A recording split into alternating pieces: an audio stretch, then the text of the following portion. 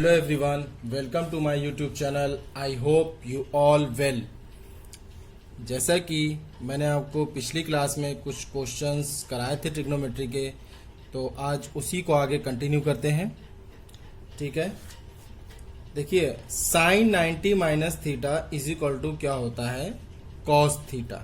ठीक है, क्लियर. देखिए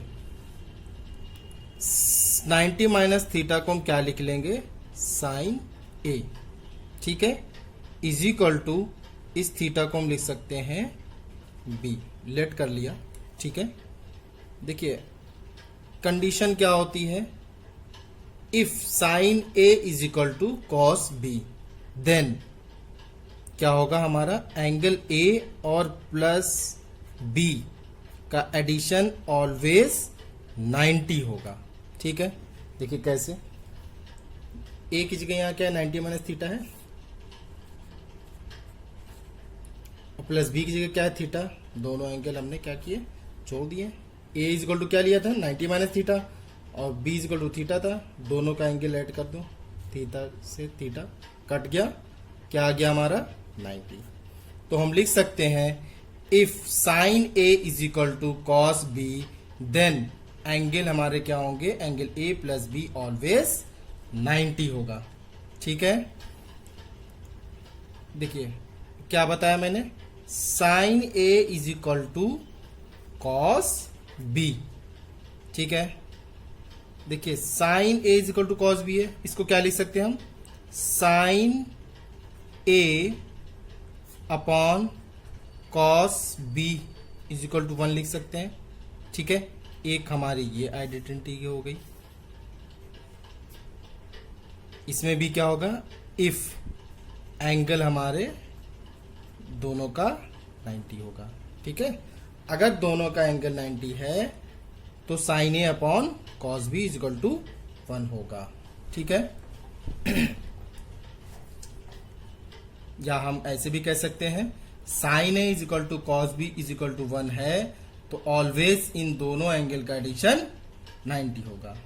ठीक है, देखिए sine A is equal to cos B, इसको हम ऐसे भी लिख सकते हैं, sine A is equal to 1 upon sec B लिख सकते हैं. ठीक है, इससे क्या आ जाएगा, sine A into sec B is equal to 1. ठीक है, तो sine A into sec B is equal to 1 तभी पॉसिबल है जब एंगल हमारे क्या होंगे, दोनों का एडिशन 90 होगा. ठीक है, देखिए sine A is equal to cos B. ठीक है, साइन ए को क्या लिख सकते हैं, 1 upon cosec A is equal to cos B. यहां से क्या आ गया हमारा, cosec A into cos B is equal to 1. ठीक है, ये कब पॉसिबल होगा, when A plus B is equal to 90. ठीक है, ये कुछ आइडेंटिटीज होती हैं जो हमारे क्वेश्चन में अप्लाई होंगी.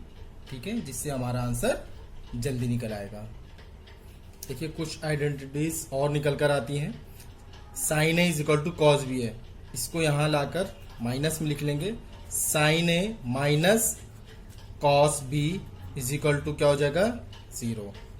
ठीक है, एक ये भी मेरी आइडेंटिटी हो जाएगी. ठीक है, ये कब पॉसिबल होगा, जब A plus B is equal to 90 होगा. ठीक है, इसको या तो ये भी लिख सकते हैं, कॉस बी माइनस साइन ए. ठीक है, मीन्स साइन ए उठाकर इस तरफ ले गए तो भी हमारा क्या आ जाएगा, cos B minus sine A आ जाएगा. देखिए tan 90 minus theta is equal to क्या होता है, कॉट थीटा होता है. ठीक है, इसको ए मान लेंगे और इसको बी मान लेंगे. ठीक है, तो tan A is equal to cot B हो जाएगा, when angle A plus B हमारे 90 होंगे। ठीक है, tan A is equal to cot B हम तभी लिख सकते हैं जब दोनों एंगल का एडिशन हमारा 90 होगा। ठीक है, देखिए tan A is equal to इस कॉट बी को हम क्या लिख सकते हैं, इस कॉट बी को क्या लिख सकते हैं 1 अपॉन tan B लिख सकते हैं। तो यहां से क्या आ गया tan A into tan B is equal to 1। ठीक है, देखिए फिर से एक और आइडेंटिटी निकल कर आती है, tan A is equal to cot B। ठीक है, देखिए tan A को क्या लिख सकते हैं, tan A को क्या लिख सकते हैं 1 अपॉन cot A लिख सकते हैं। ठीक है, is equal to cot B। ठीक है, तो यहां से क्या आ गया cot A into cot B is equal to 1। ये कब पॉसिबल है, जब दोनों एंगल का एडिशन 90 होगा। ठीक है, इसको ऐसे भी लिख सकते हैं tan A is equal to cot B है हमारे पास, तो tan A minus cot B is equal to 0 लिख सकते हैं, या हम cot B minus tan A is equal to 0 लिख सकते हैं। ये कब पॉसिबल होगा, जब एंगल का एडिशन हमारा 90 होगा। ठीक है, चलिए अगला क्वेश्चन देखते हैं क्या दिया है। tan 3x minus 45 is equal to cot 3y plus 45। ठीक है, और हमसे क्या फाइंड आउट करने को बोल रहा है, sec x प्लस वाई का आंसर क्या होगा। ठीक है, जैसा कि मैंने आपको बताया ही है, किस एक्सप्रेशन में लिखा है tan A is equal to cot B, तो tan 3x minus 45 is equal to cot 3y plus 45 लिखा हुआ है, तो हम इसको क्या लिख सकते हैं, देखिए tan A is equal to tan cot B कब पॉसिबल था, जब दोनों ही एंगल का सम 90 था। क्या बताया था मैंने आपको, tan A is equal to cot B ये तभी लिख सकते हैं जब दोनों ही एंगल का सम 90 होगा। ठीक है, तो हमारा क्वेश्चन इसी फॉर्म में दिया हुआ है, तो दोनों ही एंगल का हम सम करके 90 के इक्वल लिख सकते हैं। 3x minus 45 plus 3y plus 45 is equal to 90 लिख सकते हैं। क्लियर है, देखिए क्या हो जाएगा 3x plus 3y is equal to क्या हो जाएगा 90। 45 से 45 कैंसिल आउट। इसको क्या लिख सकते हैं, x plus y is equal to 90/3। Answer क्या आया हमारा 30। x प्लस वाई का क्या आ गया आंसर 30। ठीक है, पूछा क्या हमसे, क्या फाइंड आउट करना है, sec x plus y. x plus y की जगह क्या लिख सकते हैं 30 लिख सकते हैं। sec 30 की वैल्यू क्या होती है sec 30 की 2/√3। ये हमारा आंसर हो गया।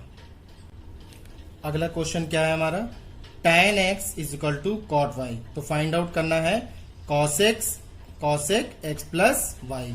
जैसा कि मैंने आपको बता दिया है tan x is equal to cot y, ये कब पॉसिबल होगा, जब हमारा एंगल का सम क्या होगा 90 होगा। ठीक है, तो हमारा x plus y is equal to 90 है, तो cosec x plus y cosec 90 की वैल्यू क्या हो जाएगी, cosec 90 की वैल्यू क्या होती है 1 होती है। दैट इज आंसर हो गया हमारा। चलिए अगला क्वेश्चन लेते हैं। sin 15 sec 60 plus theta is equal to 1 दिया है, और हमसे क्या फाइंड आउट करने को बोल रहा है, cos 2 theta plus sin 4 theta. ठीक है, इसकी वैल्यू हमें फाइंड आउट करनी है। ठीक है, जैसा कि मैंने आपको बताया था sin A into sec B, ठीक है, इस इक्वल टू क्या होता है 1। ये चीज कब पॉसिबल है, जब दोनों ही एंगल का सम हमारा क्या होगा 90 होगा। ठीक है, तो यहां पे क्या दिया है sine 15 sec 60 plus theta is equal to 1 दिया है, मीन्स इन दोनों एंगल का सम हम 90 के इक्वल लिख सकते हैं। ठीक है, लिख लेते हैं 15 plus 60 plus theta is equal to 90 लिख सकते हैं। क्लियर है? तो यहां से सॉल्व करने पर हमारा थीटा की वैल्यू क्या आ जाएगी? 15 डिग्री। ठीक है, थीटा की वैल्यू क्या आ गई? 15 यहां पर पुट कर देंगे तो हमारा आंसर निकल आएगा।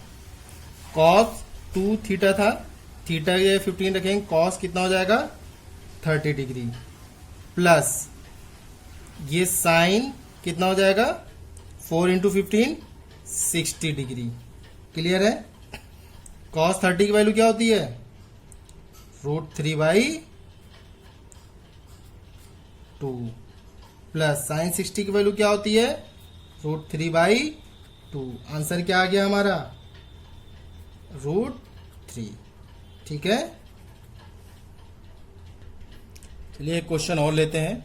Sign 4 theta into sec 5 theta is equal to 1। ठीक है, क्या फाइंड आउट करना है? Cot 3 theta. ठीक है, सेम क्वेश्चन है, सेम प्रोसेस से होगा। इस क्वेश्चन को आप सॉल्व करके जो आंसर आता है आप मुझे कमेंट में बताएंगे। चलिए अगला क्वेश्चन लेते हैं। दिया है हमें if tan 4 theta into tan 6 theta, ठीक है, 6 थीटा इज इक्वल टू 1 है, तो हमसे फाइंड आउट करने को बोल रहा है tan 5 थीटा। ठीक है, मैंने आपको क्या पढ़ाया था? tan A into tan B is equal to 1 होगा व्हेन हमारे एंगल का सम क्या हो? अगर 90, अगर हमारे एंगल का सम 90 है तो tan A is equal to tan B, tan A into tan B is equal to 1 हम लिख सकते हैं। ठीक है, तो सेम प्रोसेस, tan A और tan B is equal to 1 के फॉर्म में दिया है, तो हम दोनों एंगल का सम 90 के इक्वल कर देंगे। 4 theta plus 6 theta is equal to 90 लिख सकते हैं। क्या आ गया यहां से? Theta is equal to 9 degree.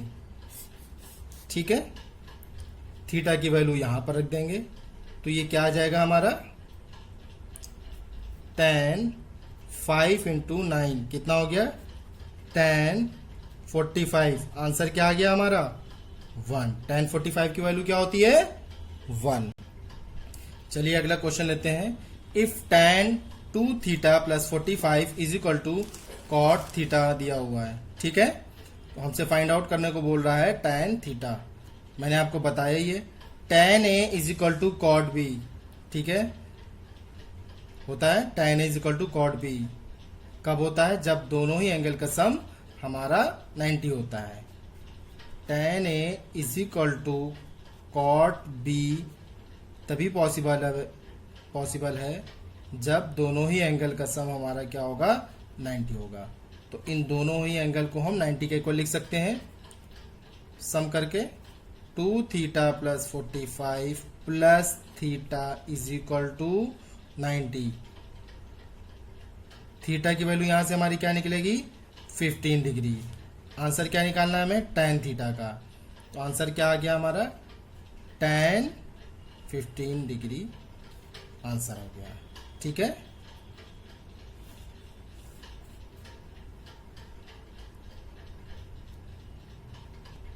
चलिए अगला क्वेश्चन लेते हैं। दिया हुआ है हमारा tan 2x minus 20 is equal to cot 2y plus 20। ठीक है, क्या फाइंड आउट करना है हमें? Sine x plus y।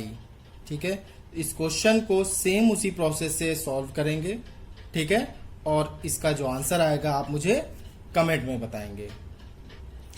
चलिए कुछ और क्वेश्चन मैं आपको देता हूं। जैसे कि दिया है cot 3 theta plus cot 5 theta is equal to 1। क्या फाइंड आउट करना है इसमें?